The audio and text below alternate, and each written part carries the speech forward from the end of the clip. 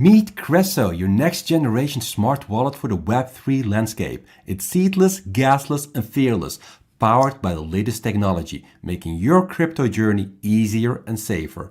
Go and check them out. Cresso.io. Join us as we disrupt the global real estate industry, revolutionizing the future of property investment and ownership.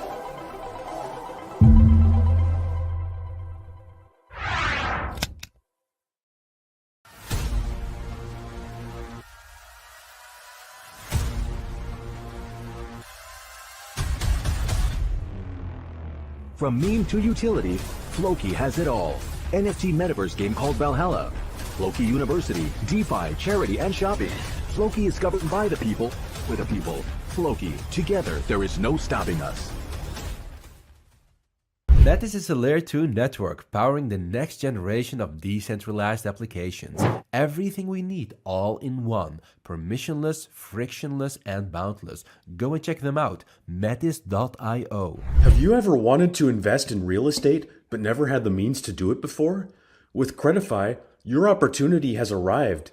With as little as $100, you can tap into a whole new world of reliable loans backed by a range of real-world assets, including real estate, future receivables, and more.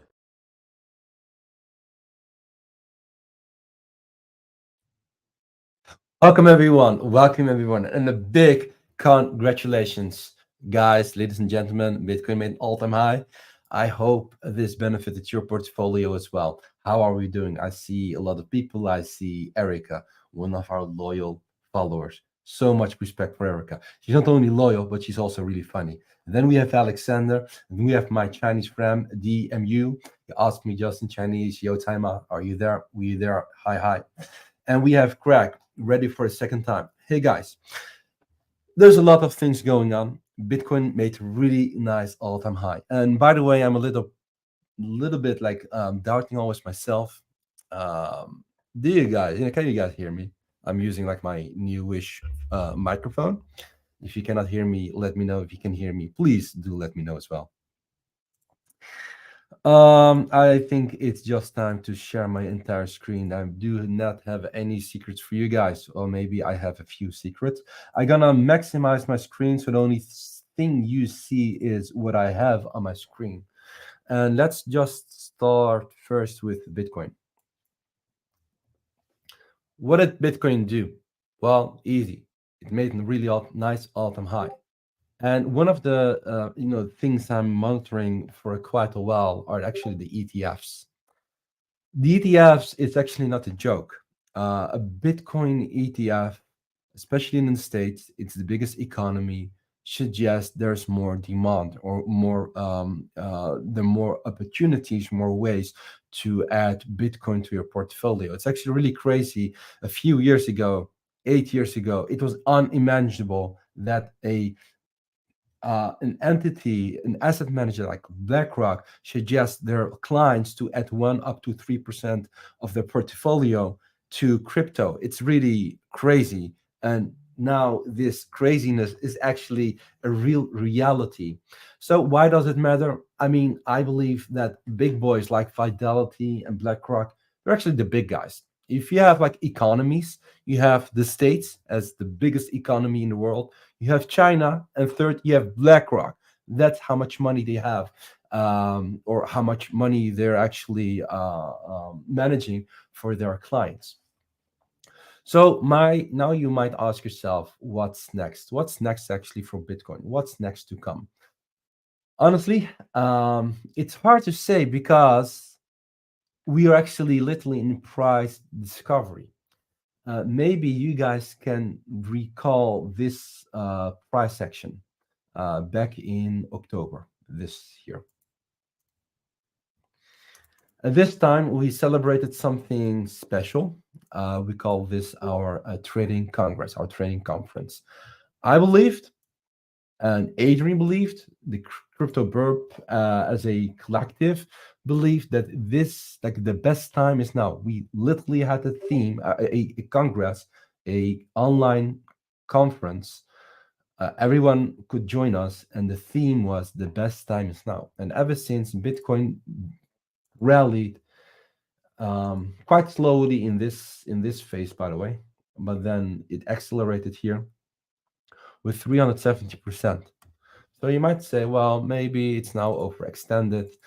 But I really think that overextended or not, it's not really a measure how to see things and how to measure things. I really want to take you back, guys, to the all-time high we made here in 2017. Where's my arrow? Here. And it took Bitcoin a really long time. This was, by the way, psychologically, like mentally, this was the most terrible bear market I've ever witnessed. I mean, 826 days. This one gave us up, and then we had like this Corona crash. But let's really check out what happened here. Once Bitcoin breached actually its all-time high, like its 2018 all-time high, we had really like a nice bull market with any strong retracements. As you can see, we have here, how many weeks are that? We have, the time is really important. So we had like this pullback here, but ever since, we were actually in a bull market for 336 days. And that's pretty insane. So my ways to actually determine a target, let me clean up my chart, by the way. I'm going to clean up the my alerts. I'm going to re-add them later. I just want to show you guys like a clean chart. Oh.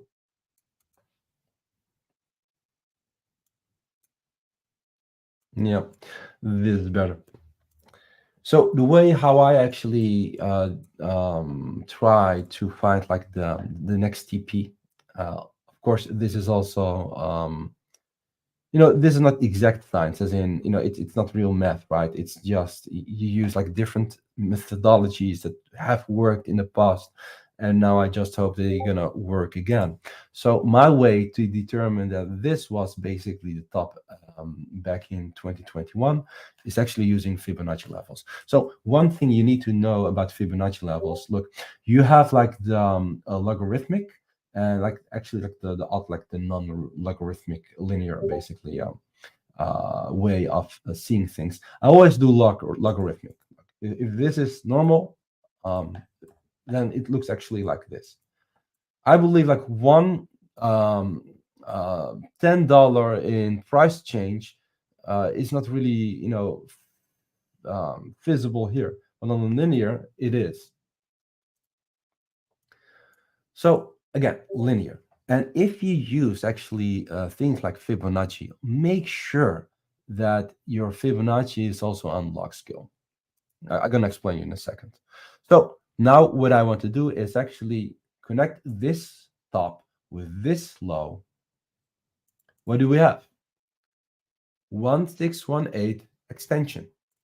And look, Fib levels based on log scale. I think this is important. Every one of you guys should have this. If you use this on log scale, have your Fibonacci also on log scale. If you have your chart on like non-logarithmic, actually, by the way, really technically, it's actually semi-logarithmic.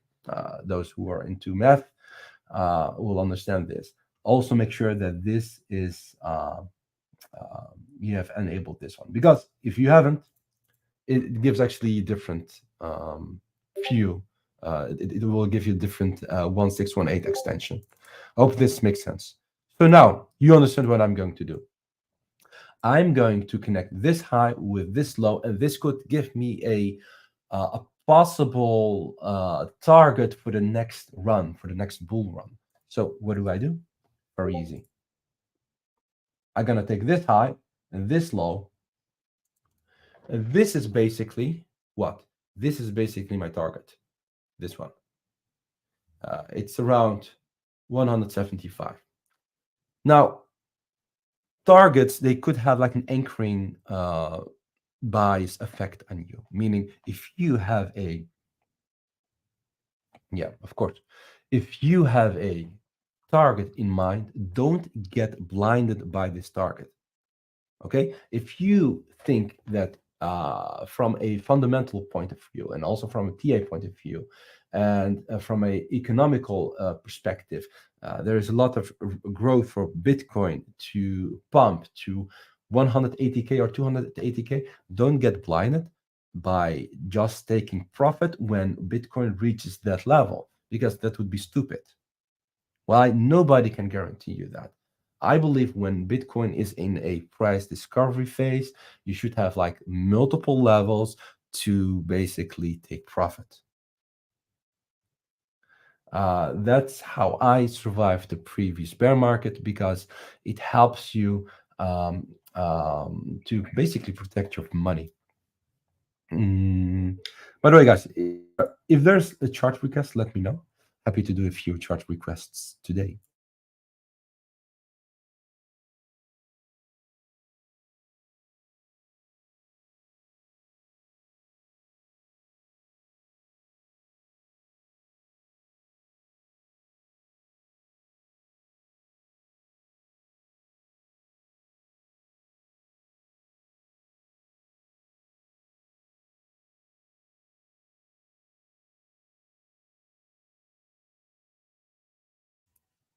Okay, well, win and USDT. I'm gonna check win and USDT. So another way how to analyze Bitcoin is to do like cycle analysis. There are actually different ways to perform a cycle analysis. Look all these ETFs, by the way, all of them in the green. And this is, by the way, trend, right? It's not this is not a coincidence. Let me go to there's like one Bitcoin chart I want to share with you guys. Yeah, that's this one. Maybe a little bit messy because you see so much information here. But you could consider this as the true value line. And it suggests one thing, and one thing only, for now. It's actually saying the secular trend, that's actually a trend you measure actually in business years or in business cycles. It's to the upside, right? It just makes like higher lows on a consistent basis. Although we have seen like strong declines, secular trend is just to the upside. We can see here from here that the uptrend, like the primary trend, is up. If the secular trend is up and the primary trend is up, you just don't want to fade the trend. The trend is your friend. Easy. I know there are a lot of people even asking me in the DMs or on Discord, where are we going to short? I believe this is a wrong mindset. Just because things are going up doesn't mean you should go short. I honestly gonna refrain from shorting. I'm doing everything spot. This gives me like the most clarity, like also a lot of peace of mind. But this is really not the thing I want to address. The thing I want to address is if you connect like the different lows from 2018 here, this is also low, even though we are actually, there's a peak, but this is a low compared to this. This is a low compared to this. This is basically low compared to this. I believe we just enter like the second phase of a bull market. In hindsight, we could say, and you guys know, we celebrated this actually. The best time is now. This was actually a starting phase, and this was actually the bull market phase, but a really hated bull market. Why? Because it did things like this or this. These are like slowly going up, correction 30%, slowly going up, correction 30-25% up. Like the most recent correction we had was basically just after the ETFs. We had a correction of 21% ish something. Often when you see a correction of 21% ish, then often that suggests that there's a lot of dips are for buying, over leveraged people are out of the game, and you should actually look for entries. I know there is something what we call in psychology recency bias. When we see things going down, we are afraid. Why? Because we think that the most recent price action is the one that determines the price action for the next 10 up to the next 4 to up to 12 weeks. And this is a fallacy, and this is a wrong way of thinking. When you see the dip, always ask yourself, what's the primary trend? What's the local trend? Or where should I go in? What's my entry? So with that said, I believe I don't want to focus too much on Bitcoin. I know you guys are also interested in altcoins, myself included. We're going to have the halving here in less than 40 days or something, like it's in mid-April. The exact day depends on the block size, but every block, I mean, the block and the speed, every block 10 minutes on average, but it could be a little bit more, a little bit less. So it's pretty soon. So this is actually pretty unique. We have an all-time high before the halving. This never, ever happened before in Bitcoin history, never. So what I believe is the next, if you connect like the lows with the lows, lows with the lows, you have like a time period, right, of 455 days up to 518 days. I believe the next 9 up to 18 months are actually in the favor of the bulls. Why? We have the Bitcoin halving. That's one. We have another catalyst, and this catalyst has there's a lot to it. We have the Ethereum ETF. It will come, and the hype of the Ethereum ETF is already enough to push price up and to to fuel speculations. The hype of the ETF, just like the hype of the Bitcoin ETF, could be priced in. This is maybe a little bit semantics, but please hear me out. Let's go first to Bitcoin. The ETF, like the hype, the momentum of ETF, especially the hype, was kind of priced in by who? By the retailers. But the actual ETF wasn't really priced in. I mean, the mechanism behind the ETF wasn't priced in. The same most likely will happen with the Ethereum ETF. The hype will be priced in. We might see a dump, but then the mechanism behind the ETF, they will actually be executed, and things most likely will go up. That's my thesis for now. So I think this phase is for me like a phase where I rather prefer to focus on high swing trades, like 4-hour, 12-hour, and restructure my portfolio on a consistent basis. At least once in a month, I want to revisit my portfolio. There's another thing I want to share with you, and I think you guys should basically do the same. It's actually kind of funny. So I have like a crypto plan. It contains a lot of things, and one of the things it contains is actually the macro environment. And one of the really important things, in my opinion, is actually the halving, the Bitcoin halving. I believe this is like a major thing. Why? Because this will directly affect, influence the supply-demand mechanism. And the funny thing is, if you check this, like on a yearly basis, like the miners can only mine 327,000 Bitcoins. If you think about this, 327,000 Bitcoins can be mined pre-halving, right? Now, okay, maybe all these USA ETFs together in less than 9 weeks, they managing 403,000 Bitcoins. If you think about it, this is kind of crazy. BlackRock almost owns 1% of Bitcoin's total supply, 1% in less than 9 weeks. Now ask yourself, where will, what would be, how would change this in 9 weeks from now, 12 weeks from now, 16 weeks from now? I believe this is a trend. Of course, BlackRock is managing them for the client. So the clients could say, hey, you know what, I want to de-risk. This is very possible, especially with the Ethereum ETF. It could be possible that some of them, they want to have like a more crypto diversification, if this makes a little bit sense. And instead of Bitcoin only, they might want to add Ethereum at the cost of Bitcoin. So this is a potential scenario I'm considering for the coming months. But if we just talk about facts, 403,000 Bitcoins bought up by all these big guys, and only 327,000 Bitcoins can be mined on a yearly basis.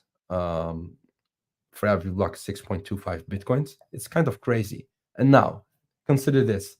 Starting from mid-April, 163,000 Bitcoins can only be mined on a yearly basis. I mean, do you guys see the supply-demand mechanism? There's a strong relationship with the Bitcoin ETF and the halving. This is pretty funny. I suggest, guys, you do a similar thing.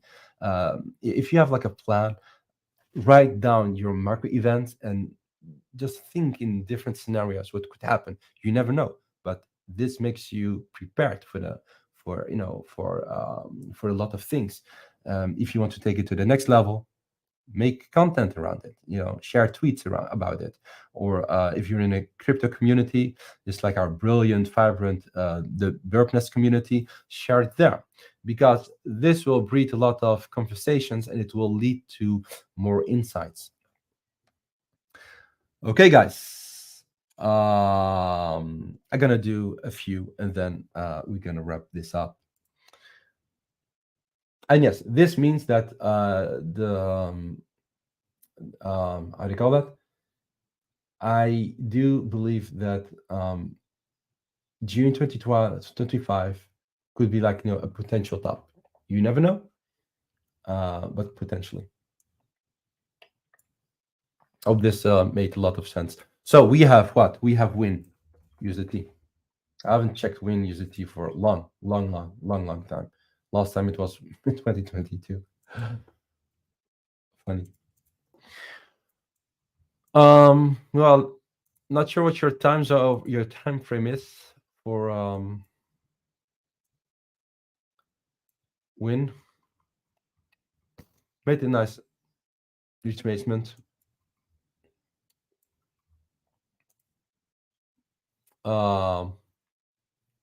What the heck is this? I already have this on my chart. I don't like that.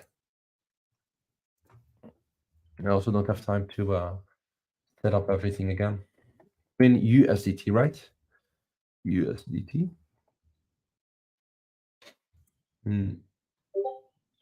Candles. I think I'm gonna change the just to white, right? It's maybe better for this live stream.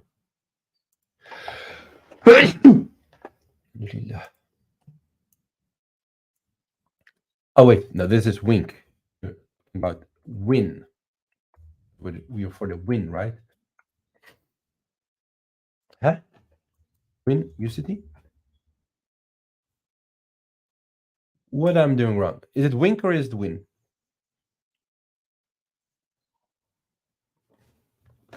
Look, if you're out of the market, what should you do?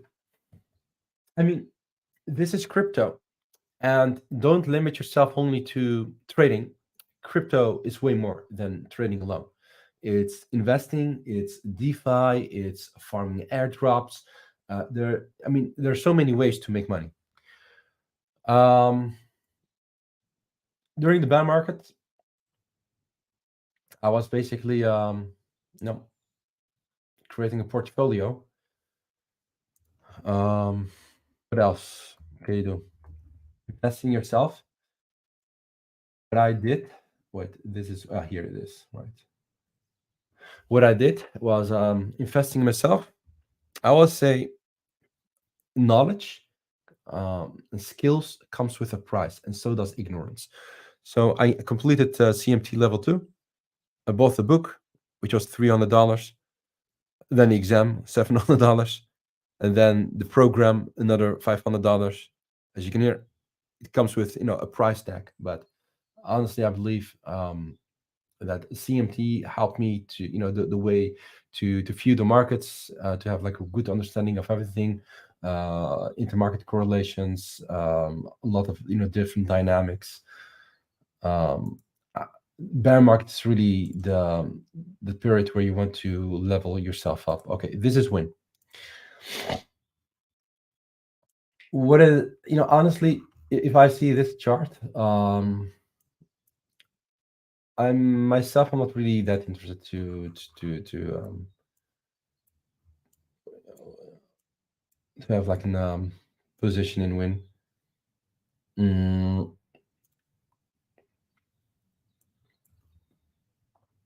It looks kind of overextended here. The Burbicator Pro suggests that if, let's do the 12-hour. If we're gonna see like a few, like 1 or 2 candle closes below this time frame, let me check the settings quickly.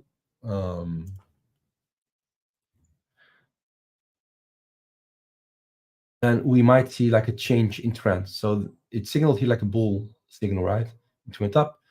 If we're going to see a trend below this time trailer, most likely we're going to go down. So if it would go down, right? Imagine this would go down.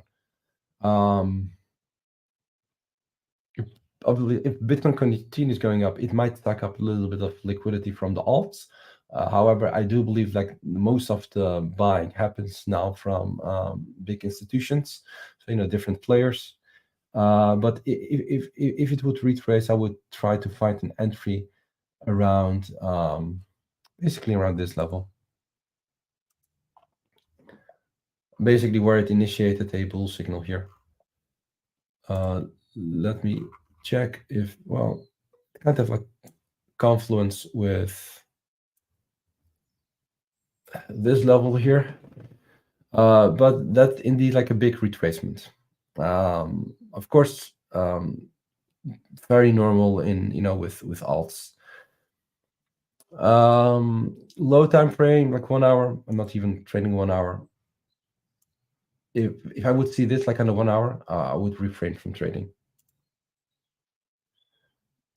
Here are actually signals like a bear signal here, so it needs to close above the time frame to switch to buys. But of course, like the local trend is obviously to the upside, so not gonna fade that. Not looking for shorts, but also honestly, the way how this chart looks like, it's not really in line with my trading system. At least it doesn't give like a clear setup.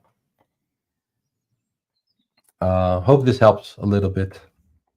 Lina USDT. Lina, right? Yeah, Lina USDT. Oh wait, Lina USDT.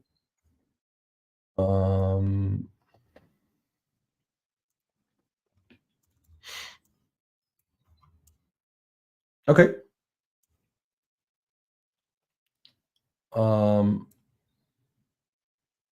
So what do we see here? Strong downtrend, obviously. This could be like the breakout, as you can see.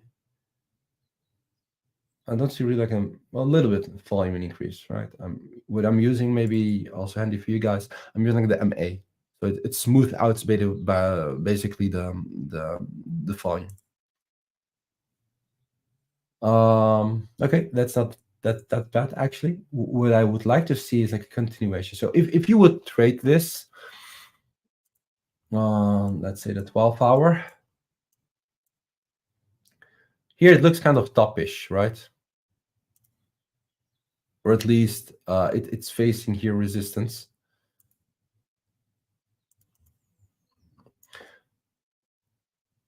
I'm per se, I do believe like when things are at resistance, be careful. However, it's not per se a hard rule that at resistance don't buy. I do buy sometimes at resistance if I have like a justifiable reason to do that. It could be a panic. It could be a strong divergence. It could be an FA catalyst. It could be what we call a shortfall.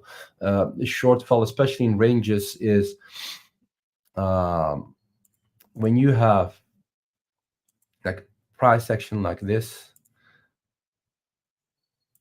By the way, just understanding this helped me to get like a better win rate when trading ranges and rectangle. So imagine like this is like the price action, right? And imagine the price goes up here, gets rejected, but it doesn't go down all the way down here. What does it mean? It means that bulls are stepping in, or bears are not having the strength enough to push it down. If you do see this, and it's still around resistance, I don't mind, and I would like to open a position, because waiting for a breakout, at least how I have experienced it, it's not always worthwhile. Of course, rectangles ranges very well known for what? Fake outs. So just so you know. And most likely we're going to see a lot of these ranges. And the funny thing is, people are going to mistake them for weakness. So Lina looks kind of promising, especially when I use Biblicator Pro. If I would look for a long position where I want to trade this, one way, the safest way, but we have seen it, like if things break out, they you need to be like a breakout trader. Most likely it's not going to give like a really nice retest, but that's one way, right? Waiting for a breakout retest, try to find your entry when it taps back in the grain zone or even lower. Another way is like to build up position here, especially if you rely on the Biblicator Pro. And it couldn't, and this is like the trend line we've seen, right? From it dates all from where, from yeah, this is 2021. Then having a protected stop loss below the time trailer, and then aiming. That's the nasty thing, right? With altcoins, I don't know nothing about Lina. Well, I do know a few things, but I don't know if there's any FA catalyst. But if it rips, then it could go to that 2.5 cent, 2.6 cent. Hope it helps a little bit. My friend who asked this question again, Cricket. Really nice. We have 3,286 people in this live stream. So I want to invite you, ladies and gentlemen, hit the like button. Just hit the like button. Like button. I'm pretty you can find your way to the like button and click on it. And notice how satisfying that sound is, right? Of clicking a like button. It's really satisfying. Try it yourself out. We have Lina. Let me check. Bitcoin 73. Could be. Is it there already? No. One last thing, guys, before I wrap up. Portfolios making all-time highs, especially if you have accumulated in 2021, 2022. I did, and I shared my thesis with Discord community, with my friends. When you have your portfolio at the all-time high, don't use that all-time high as an anchoring for yourself, right? Imagine your account, your portfolio is now 100K. Tomorrow, Bitcoin declines. It drags altcoins with it, and then your portfolio is just 88K. And then it feels like you're missing out of money because you lost basically mentally 12K. This is a fallacy. Make sure you're stronger than this. Another thing is, when your portfolio are making swings, make sure that your mood doesn't swing with it. Meaning, if it declines, retraces, and basically making another higher low, don't get distracted and deviate from your plan. Just stick to the plan. And understand that that number you're seeing, your PnL, it's a really dynamic thing. It goes up, it goes down, it goes up, it goes down. Don't put too much focus on your recent all-time high on your portfolio. What you should do, what I have did, what I also suggested to do others. I encouraged others to do the same, is make your plan, really.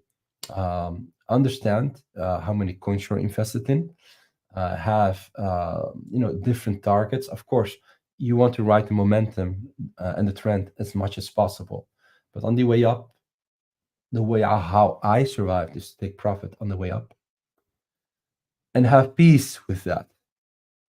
I had my younger sister a few days here.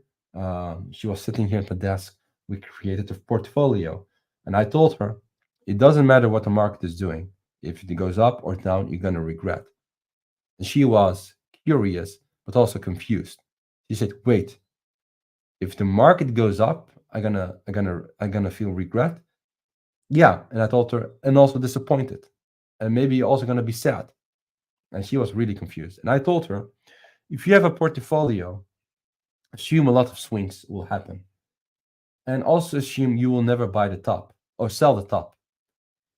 Although your mind is actually kind of wired, and especially here in the West, we're always striving for having things optimized, having things perfect, having things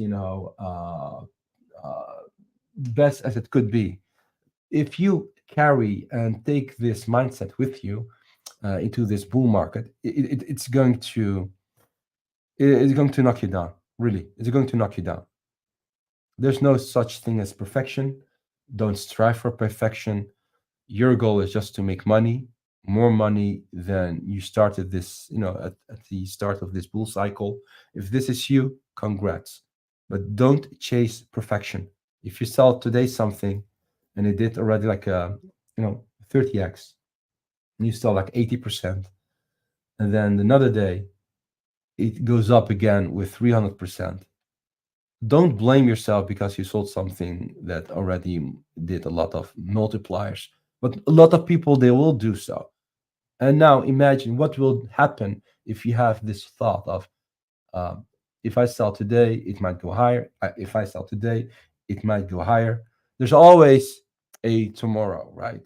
And if you always postpone selling, then you will basically never sell.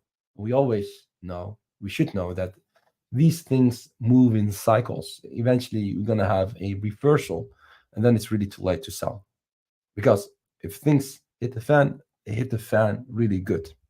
So just stick to that plan. Okay, guys, ladies and gentlemen. Okay, just last one. I don't want to disappoint Goran here. Maybe he's going to hate me if I don't cover. What is this coin? Eigen. Okay, this is I'm not sure if this is a glitch, anomaly, but this is a really strange wick. Don't we have like another chart of? Okay, anyways, just go with this one. Okay, what do I see here? All-time high. I don't know this coin, so by default, I'm not really interested.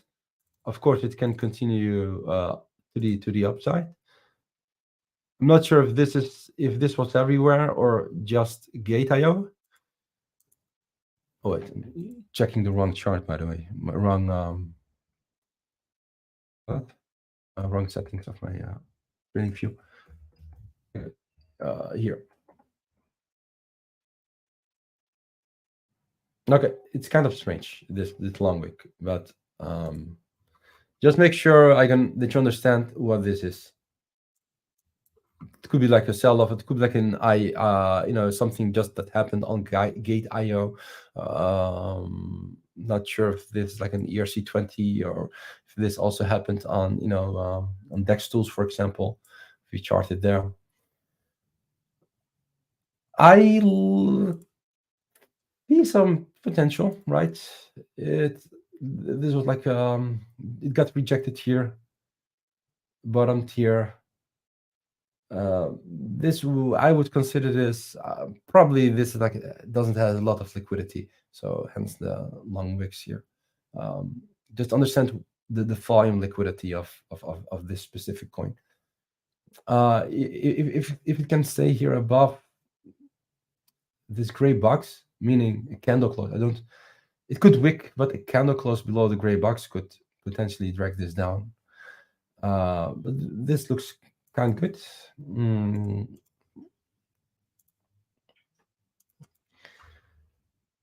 If you would, I'm not using this wick because I believe this is like a real anomaly, kind of really unnatural wick, or it's just a liquidity thing. Since it's in price discovery, I'll be like hesitant with targets, but 35 cents could be really possible. But more important, listen, you should ask yourself, this is the chart, okay? Ask yourself now, who is in profit? It was listed in 2021. Not sure if there's more price action on other exchanges. They're not recognized by TradingView. But now you should ask yourself, it looks good, by the way, it looks good. But you should ask yourself, and I'm not sure what your entry is, who is in profit? Easy. Everyone who bought below this red line is in profit. The suckers who bought, and I hope it's not you, who bought this wick last week, last 7 days, they're actually in loss, and a small loss, and a few others break even. So if you have a really good entry, ask yourself that question, who is in profit, and then decide what you want to do. Lower time frame, I do see some potential, some more upside potential, but nonetheless, I would be look.